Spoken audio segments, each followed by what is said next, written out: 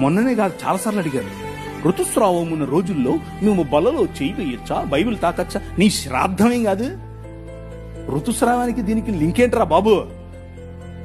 నీ పిండాకుడు నీ శ్రాద్ధం కాకపోతే, నీ రాజు, ఈ యుగములనేలే రాజు, ఈ ప్రపంచములనేలే రాజు పురుషులను పక్కన పెట్టి అమ్మ కడుపులోనే వచ్చాడండి బాబు. పురుషులు అక్కర్లేదు, నాకు నాకు నాకు నా స్త్రీలు కావాలన్నాడు. That is your king.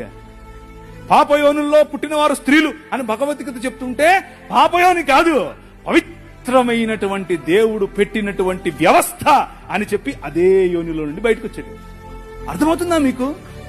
How blissful you are, how blessed you are. ఇది ఇది ఇది మాట్లాడటానికి కూడా కొంతమందికి జుగుప్సగా ఉంటది. జుగుప్స ఏంటి? మా అమ్మ కడుపులో నేను అలాగే వచ్చాను. మీకు అర్థమవుతుందా? అది పరిశుద్ధమైనటువంటి. నన్ను ఒక ముస్లిం సోదరుడు అడిగాడు, ఏం దేవుడురా మీ దేవుడు? ఇలాగే అన్నాడు, ఏం దేవుడురా మీ దేవుడు? ఆడోళ్ళు సుస్సు పోసుకుంటారు, సుస్సు పోసుకునే దగ్గర నుంచి వచ్చాడు. ఒరే బా, మా దేవుడు ఎంత గొప్పడురా, అచ్చం అలాగే వచ్చాడు, అచ్చం ఇలాగే వచ్చాడు. మేమో సుస్సు పోసుకోదరా, అక్కడి నుంచి వచ్చావురా నువ్వు కూడా. వాడికి మైండ్ బ్లాక్ అయింది. ఈడేంటిడా మాట్లాడుతున్నాడు? అవునరా,